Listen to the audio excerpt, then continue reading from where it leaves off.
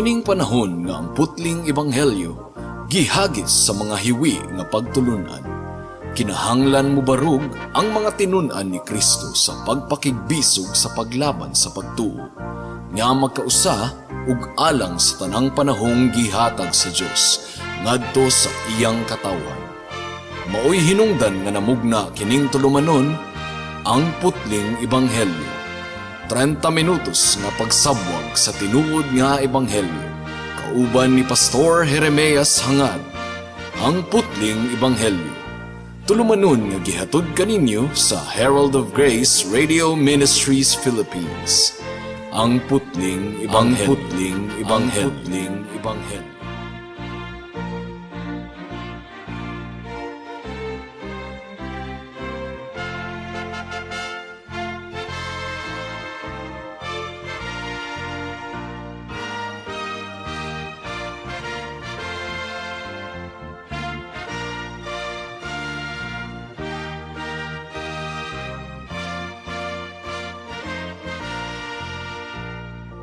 Alang sa pagpamalandong sa pulong sa buhi nga Dios nato ning takna sa kahaponon, atong pag-aablihon ang Mark chapter 7 verse 14 hangtod sa 23. Apan sa dili pa, akong gipaabot ang akong pagpanimbaya sa akong lulo nga si Isabelo Lauri Sr. nga naminaw karon, ug sa akong igsuon nga si Dulce nga nagsaulog sa iyang birthday ni adtong May 5. Belated happy birthday, Dol. Mark chapter 7 verse 14 hangtod sa 23 ang giingon dinhi. Unya gipaduol pag-usab ni Jesus kaniya ang panon sa katawhan ug giingnan sila. Pamati kamong tanan ug sabta ninyo kini. Bisan unsa nga mosulod sa bakba sa tawo, dili makahugaw kaniya. Ang makahugaw sa tawo mao kadtong mugula kaniya. Sa dihang bibiya na siya sa panon sa katawhan ug misulod sa balay, gipangutana siya sa iyang mga tinun-an mahitungod sa maong panultihon. Mitubag si Jesus kanila. Ang inyong panabot sama ra sa uban. Wala ba di ay kamo makasabot? Bisan unsa nga mosulod sa bakba sa tawo, dili makahugaw kaniya.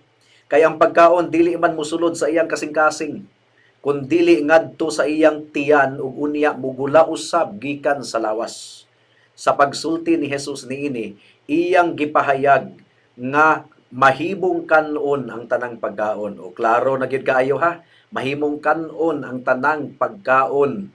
Dili na kita magpalusot. Dunay kalainan ang ceremonial law, ang civil law nga sa Israel ra kadto, ug moral law ang napulo kasugo, mao kanay applicable gihapon sa atong panahon karon. Kay moral kana nga balaod sa Ginoo. Pero kadtong mga dietary law, ceremonial law, civil law, dili na kana applicable sa atong panahon karon, kay ang tanan natuman na sa atong Ginoong Hesukristo. So mahimong kanon ang tanang pagkaon, bisag baboy, mga kaigsuonan. Verse 20. Ug mipadayon siya sa pag-ingon, ang makahugaw sa tawo kadtong mugula kaniya. Kay gikan sa kasing-kasing, ang tawo makahuna-huna og dautan. Makahimog sa lawayong pagpakighilawas, pagpangawat, pagpatay, pagpanapaw, kahakog, pagkadautan, pagpanglimbong. 10 commandments ni. Sala batok sa napulo kasugo ato ning isa-isahon unya. Kalaway, kasina, pagpangdaot sa uban, pagka mapahitason ug kabuang. Kining tanan nagikan sa sulod sa tawo ug maoy makahugaw kaniya. May the Lord bless the reading and meditation of His Word this afternoon. Magampo una kita mga kahigalaan, mga kaigsuonan. O among buhi nga Dios, salamat sa kagawasan once again sa pagpamalandong sa imong pulong ug tabangi ang imong sulugoon nga mapasabot gayud kini. Tungod kay may pagka-controversial ang among tun-an ning takna sa kahaponon, hinaot nga mapunting kining tanan sa mensahe sa ebanghelyo sa grasya sa kaluwasan nga anaa lamang sa among Ginoong Hesukristo. Mao kini among giampo ug ipasalamatang daan sa ngalan ni Jesus. Amen. Now, niadtong miaging semana mga kaigsunan, atong gitun-an kini nga bahin sa kasulatan ug gidil ni Jesus ang pagkatigpakaaron ingnon sa mga iskriba ug mga pariseyo. Gusto nilang litagon ang atong Ginoong Hesus ug i-discredit siya ug giakusar nila ang mga tinun-an ni Jesus nga nakalapas kuno sa tradisyon sa mga katigulangan wala nang hugas sa ilang mga kamot, adisir mikaon. Ang mga tradisyon sa mga katigulangan, mga kaigsuunan, mga minugna ra kadto sa tawo, isip aplikasyon kunuhay sa balaod sa Dios. Nagsugod sa maayo ug sinsiro kini nga mga tradisyon, pero sa panahon sa atong Ginoong Hesukristo, nagkadugang, nagkadaghan, nagka-multiply kini nga mga traditions ug lisod na kaayong sundon sa yano nga mga katawhan. Nakatabo na sa tinuod nga balaod sa Dios. Ug dugang pa kini nga tradisyon, mga tradisyon walay basihan sa balaang kasulatan. Ug ang mas grabe pagayod niini mga kaigsuunan, mga kahigalaan, ang mga iskriba ug mga pariseyo ila kining giila ingon nga sama ka mahinungdanon or equal ang value, equal ang bili sa balaod sa Dios, and sometimes mas gipalabi pa nila kining mga tradisyon kaysa sa balaod sa Dios. Mo kadtoy atong gipasabot ni adtong miaging semana. Ilang gihiktan ang konsensya sa mga tawo sa mga butang nga wala gani gisugo sa Ginoo sa iyang pulong. Ug sumala sa atong nakita ni adtong unang higayon, kinahanglang gwardyahan nato ang atong kaugalingon batok sa panggawas lamang nga relihiyon. Ang giingon ni Jesus sa bersikulo 6 sa Mark 7, si Jesus mitubag kanila, mga tigpakaaron ingnon. Wala gayud masayop si Isaiah sa iyang gipanagna mahitungod kaninyo, sumala sa nahisulat, kining mga tawhana nagpasidungog kanako sa pulong lamang, apan ang ilang kasing-kasing halayo kanako. Kahadlok ba? Hinaot nga dili kini mo'y masulti sa Ginoo kanato karon nga nagpasidungog lang kita sa Dios sa ngabi lamang, pero ang atong kasing-kasing layo kayo sa atong buhi nga Dios. Dili interesado ang Ginoo mga kahigalaan sa relihiyon nga panggawas lamang. Tigpakaaron ingnon kana atubangan sa Dios. External religion is hypocrisy. Play acting lang kana mga kaigsuunan. O kinahanglan nga mag-amping kita nga dili nato hiktan ang konsensya sa uban sa mga butang nga wala gisugo sa Ginoo. Giklaro kana sa pagpasabot ni atong miaging semana. O kinahanglan usab nga mag-amping kita mga kaigsuunan nga dili nato baliwalaon ang sugo sa Ginoo, ang balaod sa Dios in exchange for the traditions of men, aron pulihan ug mga tradisyon sa tawo. Mark chapter 7 verse 9 nagaingon, ug miingon pagayod si Jesus, maantigo gayod kamo nga mosalikway sa balaod sa Dios, aron lamang matuman ang inyong kaugalingong pagtulunan. So, wala gikondenar ni Kristo sila gumikan kay dili sila komitado sa ilang gibuhat. They were condemned by Jesus. Gumikan kay mas gipalabi nila ang tradisyon sa mga katiguangan kaysa sa balaod sa Dios. They set aside the law of God. The word for set aside in the Greek language means to do away with. Ilan ang gisalikway, gibaliwala. O gikutlo ni Jesus ang panagna ni Isaias mahitungod sa mga eskriba ug pariseyo. Giakusar ni Jesus sila, ingon nga tigpakaaron ingnon. Ang ilang problema, sumala sa gikaingon ko na, dili ang kanilang kulang sa commitment or kulang sa kadasig. Dasig kay sila. Pero ang ilang problema, ang ilang kasing-kasing. Ang ilang kasing-kasing, himaya sila sa Ginoo sa ilang baba, apan ang ilang kasing-kasing layo kayo sa Dios. Their hearts were far from me, says the Lord.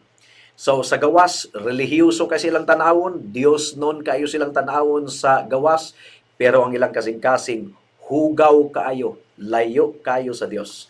Ug sa bersikulo 14, ang giingon ni Jesus, gisultihan ni Jesus ang bagang panon sa katawhan. Bersikulo 14, unya gipaduol pag-usab ni Jesus kaniya ang panon sa katawhan ug miingon sila, pamati kamong tanan ug sabta ninyo kini. So, kining mga pulunga sugo kini ni Jesus, pamati ug sabta. But pasabot kinahanglang mamati gayud ang mga tawo. Ug sa ilang pagpamati kinahanglan nga maampingon silang mamati aron sila makasabot, dili ingon og mamati sa wali nga galatagaw ang hunahuna.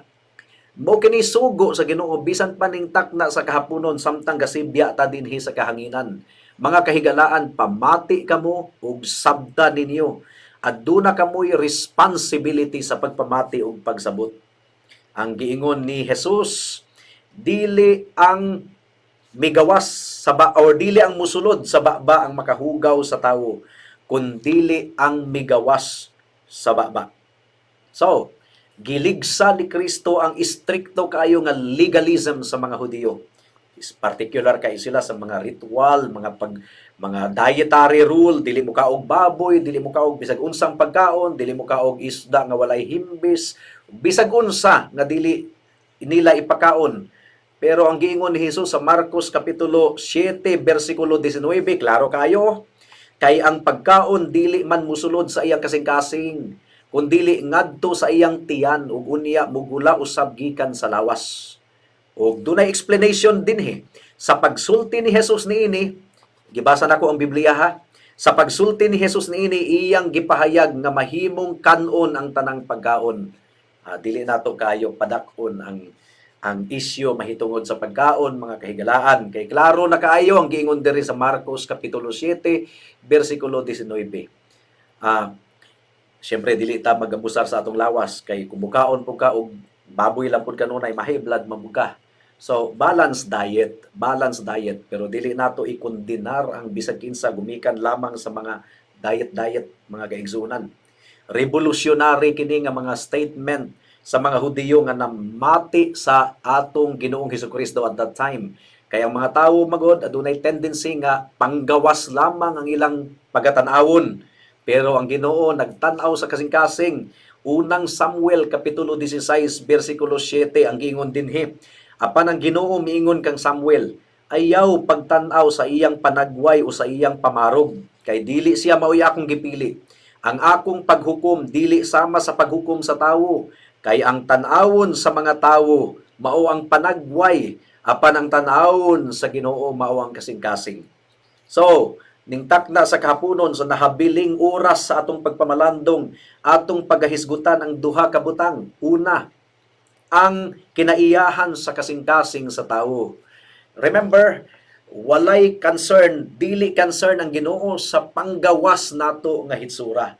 Ang gitanaw sa Ginoo ang atong kasing-kasing. So atong tun-an ang mahitungod sa kasing-kasing sa tao ning takna sa kahaponon. Ikaduha, ang panginahanglanon sa mga katawhan nga mabag-o ang ilang kasing-kasing.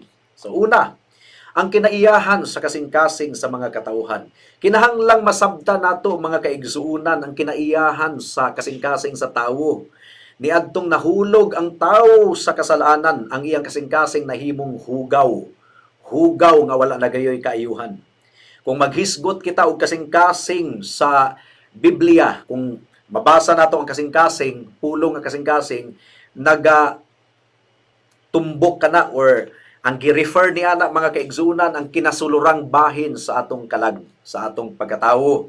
Ang kalag nato, the core of our being. Ang atong gihisgutan, ang sulod sa atong huna-huna, sulod sa atong kabubuton, ug sulod sa atong pagbati. Mo kini ang tinuod nga persona nato. Matod pa ni William Hendrickson, pamati kamo. Sa balaang kasulatan, ang kasing-kasing mao ang pinakasentro sa pagbati ug pagtuo. Ug kiniusab ang tuburan sa atong mga pulong ug mga binuhatan. Ang kasing-kasing mao ang gamot o ugat sa Tagalog, sa paminsar, pamati ug kabubuton nga aspeto sa tawo. Ang kinauyokang bahin sa kinabuhi sa tawo. Mao kini but pasabot sa kasing-kasing kung mabasa nato ang kasing-kasing sa Biblia. Now, pwede man nga sa mata sa mga tawo balaan kay tatanawon. Magpakaroon ingnon lagi. Bisag nasuko kayo ta, pwede man tang mungisi, pwede man tang very nice kayo atubangan sa mga tawo, unya dayigon ta sa mga tawo. Pero ang Dios nagatanaw sa atong kasing-kasing. Ug ang atong kasing-kasing mo gyud na ang magdikta kanato kung unsa gayod kita ug kinsa kita. Ang giingon ni Jesus nga ang migawas sa baba mao kini mahinungdanon kayo, kay ang gikan sa baba or ang migawas sa baba sigurado gayud nga gikan sa kasing-kasing. Pero ang misulod sa baba sama sa baboy nga atong gikaon, dili kana mosulod sa atong kasing-kasing kun dili mo diretso kana sa tiyan ug igawas ra pud kana sa atong lawas. Dili na mo'y pagatanawon sa Ginoo. Ang pagatanawon sa Ginoo migawas sa atong baba. Santiago kapitulo 3 bersikulo 6 ang giingon dire. Ang dila sama sa kalayo, Kini maoy usa ka mangilad nga kalibutan nga bahin sa atong lawas ug nagbuling sa tibuok lawas ug nagpasilaob sa tibuok natong kinabuhi sa kalayo nga gikan gayod sa impyerno. Nakuha nato mga kaigsuunan, ang kasing-kasing nato mao ang nagadiktar sa atong aksyon, nagadrive. Ang giingon pa sa panultihon 4:23, ang imong mga hunahuna mao'y tinubdan sa kinabuhi busa, bantayi sila ingon nga labing bililhon mong bahandi. So bantayan nato ang sulod sa atong kasing-kasing ug hunahuna. Ang giingon ni Kristo, out of the heart flows all manner of corruption. Mark chapter 7 verse 21 to 23. Ang giingon diri, kay gikan sa kasing-kasing ang tawo makahuna-huna og dautan, makahimog sa lawayong pagpakighilawas. So this is against the seventh commandment. Pagpangawat against sa ikaunom nga sugo. Pagpangawat ikapito nga ikawalo nga sugo. Pagpatay ikaunom nga sugo. Pagpanapaw ikapito nga sugo. Kahakog ikanapulo ka sugo. Pagkadautan, pagpanglimbong ikasiyam nga sugo, kalaway ikapito nga sugo, kasina ikapulo ka sugo, pagpangdaot sa uban, pang ikasiyam nga sugo, pagkamapahitason ug kabuang, kining tanan nagikan sa sulod sa tawo ug maoy makahugaw kaniya. 10 commandments ang gihisgutan sa atong buhi nga Dios nga si Hesukristo niini nga bahin. So adunay kalainan ang moral law, ang civil law ug ceremonial law. Kining civil law ug ceremonial law wala na sa nasod ra kadto sa Israel. Ang tanan natuman na kang Kristo, pero ang moral law, ang 10 commandments, mao kini ang applicable sa atong kapanahunan karon. Now, ang adlaw sa igpapahulay ang Sabbath gikan sa Sabado na himong Domingo, ako kamong gi-invite sa atong pagsibya nga inyong i-review kadto kay systematically atong gipamatud-an gikan sa scripture nga ang panimbahon nausab gikan sa Sabado hangtod sa Domingo. Kung duna kamoy pangutana, i-message ko sa Facebook aron akong ihatag kaninyo ang link sa pagpasabot niini mga kaigsunan. So, mo kini ang universal problem sa mga tawo. It was clearly seen in the days of Noah nga ang kasing-kasing sa tawo hugaw gayud kayo. Genesis chapter 6 verse 5. Unya nakita sa Ginoo nga hilabihan kadautan sa mga tawo sa kalibutan ug kanunay lamang ngilad ang ilang gihunahuna. Di ba tinuod kini mga kahigalaan? Kanunay ngilad ang hunahuna sa kasing-kasing sa mga katawhan. Ang ilang kasing-kasing dautan ug ang ilang kasing-kasing kanunay dautan mo kini giingon sa Genesis chapter 6 verse 5. Genesis chapter 6 verse 11 hangtod sa 12. Apan ang katawhan dautan atubangan sa Dios ug ang kalibutan napuno sa ilang pagkadautan. Gitan-aw sa Dios ang kalibutan ug nakita niya nga ngilad kini kay dautan man kaayo ang pinuhatan sa mga tawo. Mao nga ikaw higala ayaw ipanghinambog ang imong pagkabuutan at tubangan sa Dios. Gumikan kay ang pagtan-aw sa Ginoo kanimo dautan. Ang atong pagkabuutan hugaw panaptong dinugan at tubangan sa Dios. Mao nga gikinahanglan nato ang pagkamatarong ni Kristo aron kita madawat at tubangan sa Ginoo. Matod pa ni Matthew Henry, tangtanga ang konsensya ug kahadlok sa Dios. Ug ang mga tawo mahimong mga mananap ug mga demonyo ngadto sa usag-usa. Tinuod biya, kung walay konsensya nga gibutang sa Ginoo sa atong kasing-kasing, grabe kayo nato kamangtas mga kahigalaan. Atong sundon ang gidiktar sa atong kasing-kasing, tanang mga kaulag, tanang mga materialism, tanang mga kahilayan, mga kaigsuunan. Dunay relihiyon ang mga tawo, pero ang relihiyon corrupt, man-centered, and full of idolatry. Ug ang pagkadautan sa mga katawhan nagpadayon. Salmo 53 bersikulo 2 hangtod sa 3. Didto sa langit ang Dios nagtan-aw sa mga tawo aron pagsusi kung aduna bay nagmaalamon ug nagsimba kaniya. Apan namiya silang tanan, pulo sila dautan, walay bisag usa kanila nga nagbuhat og maayo. Wala. Apil kahigala, wala gyud. Romans chapter 3 verse 10 to 18. Kay ang kasulatan nagingon, wala gayoy tawo nga matarong, walay nakasabot o nangita sa Dios. Ang tanan namiya gikan sa Dios ug nahimo silang dautan. Walay bisan usang nagbuhat og maayo, wala bisan usa. Ang tutunlan nila sama sa binuksang lubnganan, gigamit nila ang ilang dila sa pagpanglimbong ug nanggula sa ilang mga ngabil ang kamandag sa bitin, ang lala. Puno sa pait nga mga tunglo ang ilang mga bakba, gipakasayon nila ang pagpatay. Na tinuod yun ni sa daghang mga katawhan.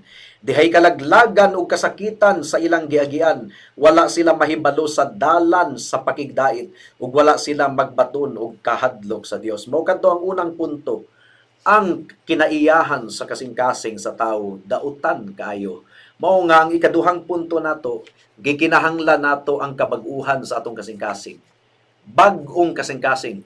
Dili na ma-repair ang atong kasing-kasing higala. Kinahanglan yung langkaton kini, ang kasing-kasing nga bato, tangtangon ug pulihan o kasing-kasing nga unod. O kini nga passage mga kaigsuunan, gikatingala gayud kini sa mga namati sa atong Ginoong Hesukristo kay kuan man gud sila, panggawas ra man gud ang ilang relihiyon. Dili man religion of the heart ang Judaism, panggawas, seremonyas. Kanang mga simbahan nga puro seremonyas lang, dagkot-dagkot og kandila, luhod-luhod ug bisan unsay makita nato sa gawas, pa dagkot-dagkot og insinso, pagbantay kamo. Gumikan kay kung kanang mga butanga inyong gibuhat, mga ritual-ritual, mga prosesyon, pero ang atong kasing-kasing puno og kalaway, puno og kahugaw, atubangan sa Dios. Kamo gyud ang naigo niini, mga kahigalaan. Dili kini pagpahitaas, gumikan kay gipaubos sa Ginoo ang atong kasing-kasing aron atong madawat kining mga butanga ug dili kita mga tarungan atubangan sa Dios. Ang relihiyon sa mga professing Christians pod, bisan pa og mga born again evangelical, kung nara kitag taas-taas sa atong kamot sa praise and worship, piyong-piyong sa mata, hilak-hilak, lukso-lukso niya pag-abot sa balay kusog kay mamalikas, dili mo sunod sa mga ginikanan sa ilang mga sugo niya, chismoso himantayon kayo. Religion of the outward lamang. Walay kasing-kasing nga nabago. Delikado. Gumikan kay ang giingon sa pulong sa Ginoo, ang tinuod nga na kang Kristo at dunay kabaguhan. Ang atong kasing-kasing dili na ma-repair. Mao nga gikinahanglan nato ang milagro sa Ginoo, ang bag-ong kasing-kasing. Jeremiah 17 verse 9. Kinsa may makatukib sa kasing-kasing sa tawo, walay mulabaw niini ka malimbungon ug labihan kini kadautan. Klaro kayo ang description sa Bible. Mao nga ang good news, andam ang Ginoo sa paglangkat sa dautang kasing-kasing sa tawo kung siya magpaubos at tubangan sa Dios.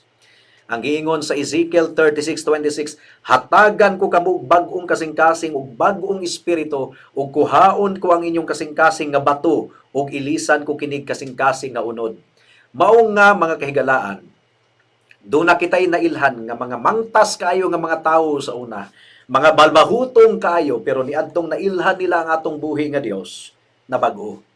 Kay ang ilang kasing-kasing, gilangkat sa Dios, ang kasing-kasing nga dautan, o gipulihan o kasing-kasing nga unod, ug mahitabo usab kini nimo higala. Kung ikaw maghinulsol sa imong sala ug mudangop kang Hesukristo.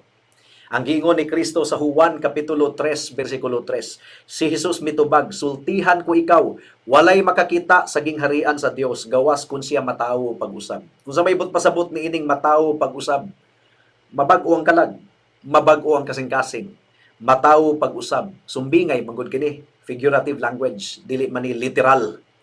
Kinahanglan gyud nga doon na kita'y bag-ong kinabuhi, ug dili kini gikan sa pastor, dili kini gikan sa relihiyon, gikan kini sa atong buhi nga Dios. Busa higala pag hinulsol sa imong sala ug dangop sa atong Ginoong Hesukristo. Tuuhi og saligi ang iyang hamili nga dugo, ingon nga igo na aron sa pagtabon sa tanan nimong sala, ug tuuhi ang gahom ni Kristo, ingon nga igo na aron bag-uhon ang imong kasing-kasing. Dili ka kabag-o sa imong kasing-kasing. Ang Dios lamang ang makabag-o niini. And the good news is dili kaniya balibaran higala kung ikaw mudangop kaniya. Nahitabo kini kanamo, nahitabo kini sa daghang mga katawhan nga tinuod gayod nga nakaila sa atong buhi nga Dios, ug mahitabo usab kini kanimo. Nagsaad si Kristo nga ang bisag kinsa nga moduol kaniya dili gayod niya balibaran. Now, para sa mga higala nato, basig nagtuo mo nga ang mga Kristohanon, mga balaan na gyud kaayo, ato kining gitun-an duha ka semana ang milabay. Tinuod nga magtutuo ang mga disciples pero gumikan kay duna paghihapoy mga mantsa-mantsa sa kasalanan, mga remaining sin. Naa paghihapon kita sa unod ug kalibutan nga dunay sala, apektado gihapon kita. But generally, bisan pag ang mga Christians subo nga mahulog gihapon sa kasalanan, but generally kung tanawon nimo ang ilang kinabuhi, dunay kabaguhan. Kung mahulog sila sa kasalanan, magpaubos, maghinulsol dayon ug mubalik dayon sa atong buhi nga Dios. Mao kini ang tinuod nga Kristohanon. Mao nga hinaot nga hatagan kita sa Ginoo ug kasing-kasing ug huna-huna nga align gayod sa iyang pulong. Hinaot nga ma-demonstrate nato sa atong kinabuhi pinaagi sa grasya sa Ginoo ang bag-ong kasing-kasing ug bag-ong kinabuhi nga gikan kaniya. Kolosas kapitulo 3 bersikulo 8 hangtod sa 10. Apan karon kinahanglan biyaan ninyo kining tanan. Ang kasuko, ang pagkasaputon, ang kahugaw sa hunahuna, ang pagpasipalag sulti ug ang mga pamalikas.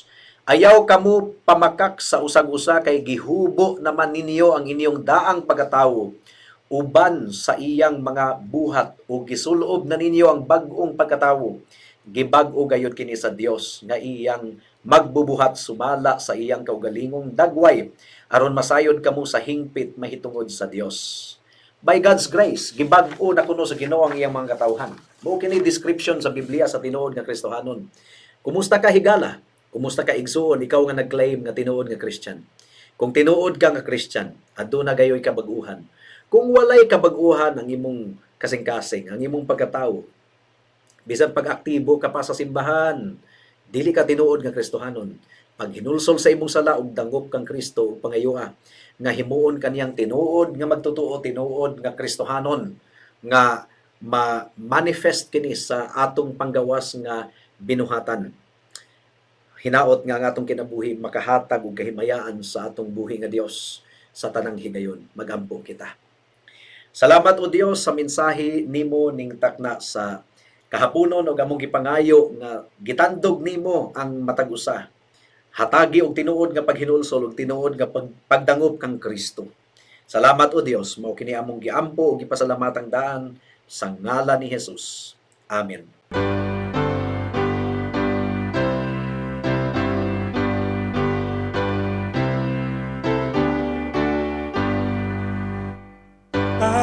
Pagkatamis na saligan si Jesus nga Ginoo, lauman ang iyang saad ug saligan lang siya. Si Jesus saligan ako sa pagkagamhanan niya. Bililhon ko nga Ginoo, grasya niya saligan ko. Ukatamis nga saligan sa giula niyang dugo, sa pagtulang paghugas sa giula niyang dugo. Si Jesus saligan ako sa pagkagamhanan niya. Bililhon ko nga Ginoo, grasya niya saligan ko. Oo, tamis ang pagsalig kang Jesus nga Ginoo, ug madawat gikan niya hingpit nga pahulay man.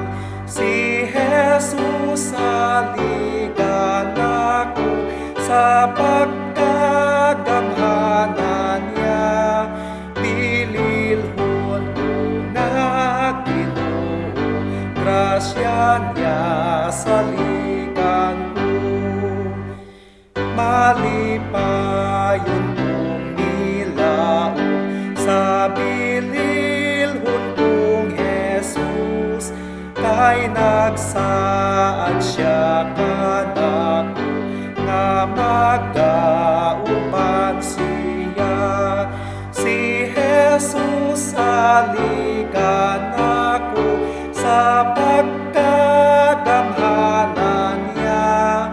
Pililhon ko nga Ginoo, grasya niya sa likan ko. Amen. Alang sa dugang nga mga pangutana, mahimong mo text kang Pastor Jeremias hangad sa 0935 744 3030.